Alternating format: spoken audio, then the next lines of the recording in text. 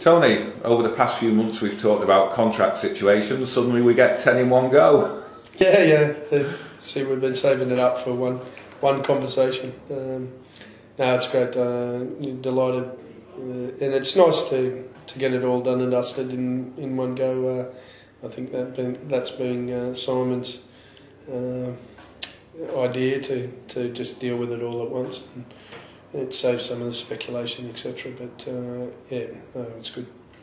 I mean, all the players are obviously equally important to you, but the standout names, Adrian Morley's club captain, another year with him, Brett Hodgson, another 2 years, and of course Lee Breers another year as well. That's been rewarding their good form, I presume. Yeah, it is, and it's also the change in our strength in depth, I think, that enables us to have some of the more mature players, if you like, be able to play longer. They're in good form. Moz has had some injury earlier in the year, but he's finding his form again now. But he's never had any real structural injuries, and nor has the other two boys too much. But we've now got strength in depth where those boys don't have to play 27 rounds plus Challenge Cup plus final series, and that's down to the likes of having Ratchfords and bringing the O'Briens in, and the Currys and the Dwyers and the Hills and the Coopers. All those players now enable us to rotate our squad and keep them fit and healthy, and not ask our more experienced players to play week in and week out. So it's a lot to do with the strength and depth of our club and our squad now. Is that the end of contract negotiations now, or are there more ongoing? We haven't quite closed the book on it yet, but it's not far off. We're not really looking for anything externally. It's only about what we've got here, and I'm a big one for stability. I love, I think if you look at most sporting organisations around the world that are successful, they're stable and don't have huge turnovers. And we're also very proud of some of the young boys that we're developing, and we want to make sure that they come through and have an opportunity to play for the club, not just produce them and go outside and fill in those spots that they could fill. So it's important for us to do that as well. So over the next little while we'll just finalise things and put the finishing touches on. But there's no point in getting excited about some big outside signing. It's not what we're trying to do at all. You talk about stability. Of course, your own situation will be up for review next year. Have you had any more thoughts about that? No. It's I feel like it's only halfway through this year, and I enjoy what I do, and I've got a great relationship with Simon, and I enjoy working with the players. I think this is the last contract I made an extension was the longest I've ever been on any contract, and it's not an important thing for me. It's a bit for me it's about enjoying what you're doing and making sure that you're still productive and that you're still getting the results in terms of your team's performances. And whilst ever I'm doing that, I'm happy, and we'll assess those things further down the track. But delighted to be able to work with that group of players again for next year, and makes me feel comfortable with what I'm doing. So it's been good fun so far. One player that's not been mentioned is David Solomona. He's not in the 19 at the moment, and he's had the injury problem from the start of the season. What's the future going to be for David? Yeah, we're still assessing David. That's one of the things that I mentioned. The book's not totally closed for us in terms of settling on our squad. Dave's in there. He was behind the 8 ball. Obviously, he gets the injury in pre-season training that kept him out for pretty much 6 months, and he's fighting to get back to fitness in terms of playing fitness, and it's been hard for him. He's a terrific player, and I think he's played 3 games since coming back. I think he's scored 3 tries in 3 games, and he shows that he can still play. I think Dave's got a strong desire to continue to play, and whether it's here or whether it's somewhere else, we'll yet to decide. But he's a player that I admire, and both on and off the field, and he's been terrific for us on and off the field. Looking back at the St Helens game, first win on St Helens soil in a long, long time, a lifetime for some people. It must have been a very pleasing performance and result for you.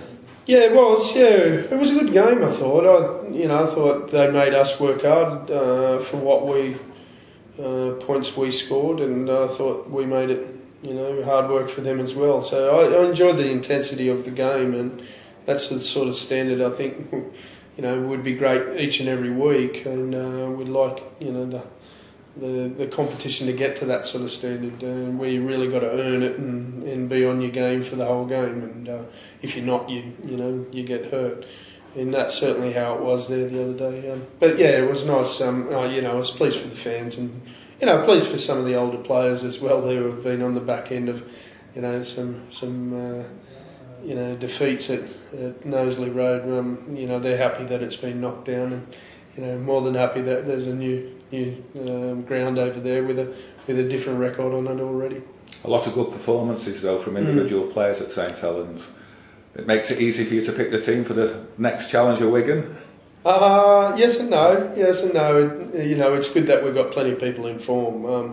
The good thing is whoever I put in at the moment, I'm pretty confident will do a good job. So, I've now got Harrison and Carville, back in the fray for this week. So, we'll see if there's, some more changes at hand again. But in terms of performance, yeah, it was good. I thought we were pretty good across the board, and people worked hard for one another and showed their commitment to their teammates, and it's pleasing. And but I've also got some other players who are ready to show their form as well. One player who's not been in the 19 last week or this week, Chris Bridge. What's the situation with him? Yeah, Bridgie's been struggling a little bit with his tendonitis in his knee. It's been a real hamper. It's really hampered him this year to be able to train at his best, and it's probably affected his form to some degree, or certainly to what he'd like to be able to perform at. So, yeah, he's hopeful that he's going to be able to manage it, or we're going to be able to manage it for the remainder of the year. There is an operation that he needs to have, but we're hopeful that he can get through to the end of the season, and that will then relieve him of the tendonitis and enable him to play and train at the levels that he's been used to. It's just one of those situations where where if he had it now, it'd rule him out as an option for us for the remainder of the year. But we're hopeful that he's able to manage the pain enough to get back out and perform at the same time. So it's been a tough one for Chris, and particularly when he wants to be out there contributing, and certainly in the way that he can contribute too. He's on his day, and when he plays well, he's can do things that very few other centres in this country can do. So we're hopeful that we can get him back to play like that even before he has the operation. Another player who's struggled a bit this season with injury, Michael Monaghan, with his knee. I mean, he's been reported as saying that he fears he'll never be 100% fit again. What are your thoughts on that? I think you could say that about most rugby league players one way or another, but I understand where he's coming from. We have to, and he has to make some adjustments to the way he trains in order to be able to get out there and perform at near his best. So not an uncommon thing for most players that for a lot of players and that have been around for some years, somewhat down to training methods that were incorporated years ago, and I think there's better knowledge of how to prevent those sort of injuries as much now. But for some of those older guys, that's part and parcel of a long and illustrious career in rugby league. Looking quickly at the Wigan game, it's a real 4-pointer. I mean, if Warrington win, you get to within 1 point of them at the top of the table. Defeat, you're suddenly 5 points behind. Massive game. Yeah. That aside, I'm not too worried about the points. It's a game against Wigan, and that's makes it massive. If you don't play well, you get beaten by Wigan, and if you do play well, you can still get beaten by Wigan.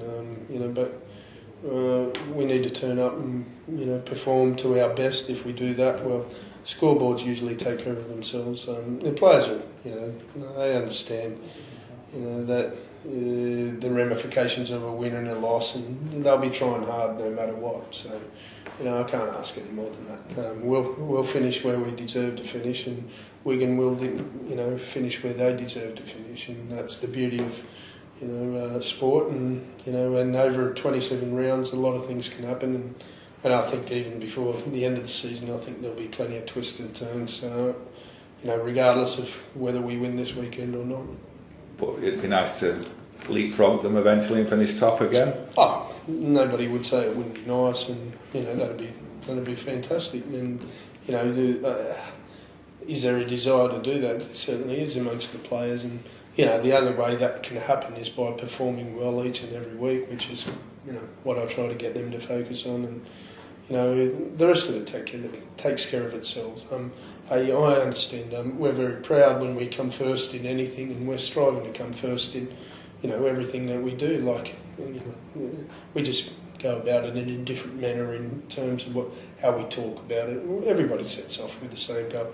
I wouldn't expect any professional sports person or anybody who plays sport, even socially, not to try their hardest each and every week. That's being able to accept defeat and being able to accept gracious victory is very important, and it's certainly how I was brought up, and it's certainly part of my makeup. And if we win, we'll handle it with grace, and if we lose, we'll handle it just as gracefully.